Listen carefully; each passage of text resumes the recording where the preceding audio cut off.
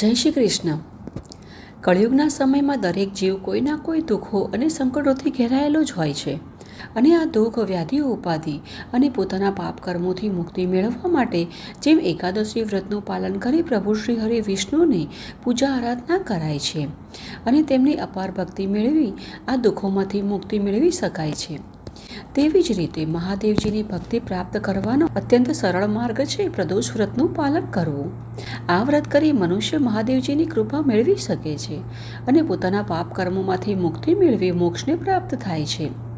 જેમ નારાયણને એકાદશીની તિથિ અતિ પ્રિય છે, તેવી જ રીતે શિવજીને આ ત્રયોદશી તિથિ પ્રિય છે. આ દિવસે વ્રત ઉપવાસ કરી પ્રદોષ કાળ એટલે કે સૂર્યાસ્ત પહેલાંનો લગભગ 45 મિનિટનો સમય અને સૂર્યાસ્ત પછીના લગભગ 45 મિનિટના સમયગાળા દરમિયાન ભગવાન શિવને માતા પાર્વતીની વિધિ વિધાન સાથે પૂજા કરવાથી મનોવાંછિત ફળની પ્રાપ્તિ થાય છે અને અંતે અત્યંત દુર્લભ મોક્ષને પામે છે. પ્રદોષ વ્રત તેરસની તિથિના દિવસે કરાય છે, જે પ્રદોષ ત્રયોદશી વ્રત કહેવાય છે. આમ ત્રયોદશી મહિનામાં 2 વખત આવે અને આ ત્રયોદશી જે વારે આવે તે વાર અનુસાર પ્રદોષ વ્રત કરાય છે. એટલે કે જો સોમવારે પ્રદોષ વ્રત આવે તો સોમ પ્રદોષ વ્રત, તેમજ રવિવારે આવે તો રવિ પ્રદોષ વ્રત કહેવાય.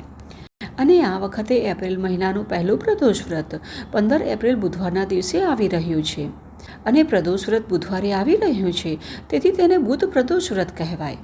આ પ્રમાણે જે વારે પ્રદોષ વ્રતની તિથિ આવે તે અલગ અલગ વારનું પ્રદોષ વ્રત અલગ અલગ ફળ આપનારું હોય છે. તેથી જે દિવસે પ્રદોષ વ્રત હોય તે દિવસના પ્રદોષ વ્રતની કથા પણ અવશ્ય સાંભળવી જોઈએ, ત્યારે જ તેનું પુણ્યફળ પૂર્ણરૂપે પ્રાપ્ત કરી શકાય છે.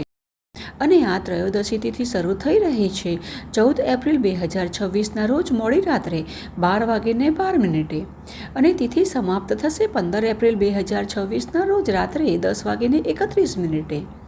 અને જ્યારે ત્રયોદશીના દિવસે પ્રદોષકાળ હોય ત્યારે જ પ્રદોષ વ્રતનું પાલન કરાય. અને આ તિથિ આપણને 15 એપ્રિલ બુધવારના દિવસે પ્રાપ્ત થઈ રહી છે, તેથી આ દિવસે જ પ્રદોષ વ્રતનું પાલન કરાશે. તેમજ આ દિવસે પ્રદોષ પૂજા મુહૂર્ત સાંજે 7 વાગ્યાથી લઈ રાત્રે 9:16 સુધીનું રહેશે ને આ દિવસે બ્રહ્મ મુહૂર્ત સવારે 4:49 5:34 વચ્ચેનું રહેશે. ત્યાર પછી પ્રાતઃ સંધ્યા માટે સવારે 5:11 6:19 વચ્ચેનો સમય શુભ રહેશે. આ દિવસે સૂર્યોદય થશે 6:19 અને સૂર્યાસ્તનો સમય 7 વાગ્યાનો છે. ત્યાર પછી આ દિવસે અમૃતકાળ સવારે 7:37 સવારે 9:10 સુધી રહેશે અને વિજય મુહૂર્ત બપોરે 2:47 3:37 સુધીનું છે. ત્યાર પછી શિવજીને પીપળા પાસે દીપદાન કરવા માટે ગૌતુલી મુહૂર્ત સાંજે 6:59 7:22 સુધીનું રહેશે અને સાયં સંધ્યાનો સમય 7 વાગ્યાથી 8:08 રહેશે. અને રાત્રે જપ તપ શિવજીનું ધ્યાન કરવા માટેનો નિશિતા મુહૂર્તનો સમય 12:17 1:02 સુધીનો રહેશે અને આ દિવસે રાહુકાળ બપોરે 12:40 2:15 સુધી રહેવાનો છે. સૂર્યાસ્ત પહેલાં લગભગ 45 મિનિટ પહેલાંનો સમય અને સૂર્યાસ્ત પછીના લગભગ 45 મિનિટ પછીના સમયગાળાને પ્રદોષકાળ કહેવાય છે. અને આ પ્રદોષકાળ દરમિયાન કહેવાય છે કે શિવજી પ્રસન્ન મને કૈલાસ પર્વત પર બિરાજમાન રહે છે અને પ્રસન્ન થઈ નૃત્ય તાંડવ કરે છે. આ સમયે શિવજી ખૂબ જ પ્રસન્ન હોવાથી પોતાના ભક્તોની પ્રાર્થના અવશ્ય સાંભળે છે અને ભક્તો પર પોતાની કૃપા વરસાવે છે, પોતાના આશીર્વાદ આપી મનોવાંછિત ફળનું વરદાન આપે છે. તેથી જ્યારે શિવજી પ્રસન્ન હોય ત્યારે ભક્તો તેમની સેવા પૂજા ઉપાસના કરે તો મનગમતું ફળ પ્રાપ્ત કરી શકે. પ્રદોષ વ્રત શિવજીને સમર્પિત છે અને તેનો મહિમા પણ ઘણો જ છે. તો આ પ્રકારે આપણે જાણ્યું કે પ્રદોષ વ્રત કોને કહેવાય અને પંચાંગ પ્રમાણે એપ્રિલ મહિનામાં ક્યારે આવી રહ્યો છે અને આ પ્રદોષ વ્રત બુધ પ્રદોષ વ્રત કહેવાશે. હવે ચાલો આપણે જાણી લઈએ કે પ્રદોષ વ્રત કરવાની વિધિ શું છે. તો તે પહેલાં તમે જો આ ચેનલ પર પહેલી વાર આવ્યા છો તો ચેનલને સબસ્ક્રાઇબ કરીને રાખી લેજો, તેમજ નીચે બતાવેલા નોટિફિકેશન બટનને પણ ઓન કરીને રાખજો, જેથી કરી અમારા દ્વારા વેદો અને પુરાણોમાંથી લેવામાં આવતી પ્રમાણભૂત કથાઓ અને સચોટ તેમજ રસપ્રદ માહિતીઓ તમારા સુધી સરળતાથી પહોંચી શકે. તો ચાલો હવે આપણે સાંભળીશું કે બુધ પ્રદોષ વ્રત કઈ રીતે કરવું, તેની વિધિ શું છે. તો આ દિવસે સવારે વહેલા બ્રહ્મ મુહૂર્તમાં ઉઠી સ્નાન વગેરેથી પરવારી પોતાના પૂજા ઘરને સ્વચ્છ કરી ભગવાન સમક્ષ ધૂપ દીપ પ્રગટાવી પોતાના વ્રતનો સંકલ્પ કરવો જોઈએ. અને ત્યાર પછી જો ઘરમાં નાનું અંગૂઠા જેવડું શિવલિંગ હોય તો તેને પંચામૃતથી અભિષેક કરવો. ત્યાર પછી ચંદન, અબીલ, ગુલાલ, ચોખા વગેરેથી પૂજા કરી ધતુરો, બિલ્વપત્ર, સુગંધિત પુષ્પો અર્પિત કરવા તેમજ ઋતુફળનો ભોગ ધરાવો. આ દિવસે ઉપવાસ કરી શિવજી અને માતા પાર્વતીની પૂજા કરાય છે.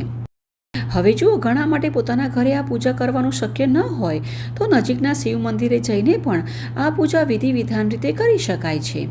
ત્યારબાદ ઓમ નમઃ શિવાય મંત્રના ઉચ્ચારણ કરતા રુદ્રાક્ષની માળા દ્વારા જપ કરવો જોઈએ. અને આ વખતે પ્રદોષ વ્રત બુધવારે આવી રહ્યું છે અને બુધવાર ભગવાન ગણેશજી કે જે શિવજીના પ્રિય પુત્ર છે તેમને સમર્પિત હોય છે. તેથી ભગવાન ગણેશજીની પણ દુર્વા, સિંદૂર આદિથી પૂજા કરવી જેથી જીવનમાં બધા જ વિઘ્નો દૂર થાય. તેમજ આ દિવસે શિવજીને મગ કે મગની દાળનો શીરો અર્પિત કરવો અત્યંત શુભ ગણાય છે. તો આમ શાંત ચિત્ત રાખી તેમજ ભક્તિભાવપૂર્વક આ દિવસ પસાર કરવો જોઈએ. આ દિવસે બ્રાહ્મણોને ભોજન કરાવવું, યથાશક્તિ દક્ષિણા આપવી તેમજ પોતાના ઘરે જ નાનો હવન પણ કરી શકાય છે. અને ઓમ ક્લીમ નમઃ શિવાય સ્વાહા ના મંત્ર ઉચ્ચારણ કરી હવનમાં આહુતિ આપવાથી ઈચ્છિત ફળની પ્રાપ્તિ થાય છે. આ દિવસે દૂધ કે ફળાહાર કરી ઉપવાસ રાખવો અને શિવજી અને માતા પાર્વતીનું જે પ્રકારે સવારે પૂજન કર્યું હોય તે જ રીતે પ્રદોષકાળના મુહૂર્ત સમયે બધી જ પૂજન સામગ્રી વડે તેમનું પૂજન કરવું, ધૂપ દીપ આરતી કરવી અને ત્યાર પછી એકટાણું કરી શકાય. આ વ્રત સર્વ સુખ, ધન, આરોગ્ય આપનારું છે અને સાથે શિવજી અને માતા પાર્વતીની ભક્તિમાં વધારો કરનારું આ વ્રત છે. આ વ્રત કરી ભક્તો શિવજી અને માતા પાર્વતીના આશીર્વાદ મેળવી મનોવાંછિત ફળની પ્રાપ્તિ કરે છે જેથી જીવન સુખમય બને છે. માન, સન્માન, ઐશ્વર્યની પ્રાપ્તિ થાય છે અને કુંડળીમાં દુષ્પ્રભાવ આપનારા ગ્રહો પણ શુભ પ્રભાવ આપે છે. દુઃખ દરિદ્રતા દૂર થાય છે અને કુંડળીમાં જો બુધ નબળો હોય તો જીવન દુઃખ દરિદ્રતા વાળું બની જાય છે અને યશ કીર્તિ મળતી નથી. તેથી જો આ દિવસે બુધ મંત્ર ઓમ બુમ બુદ્ધાય નમઃ મંત્રનો 108 વાર જપ કરવાથી બુધ દેવની કૃપા પ્રાપ્ત થાય છે.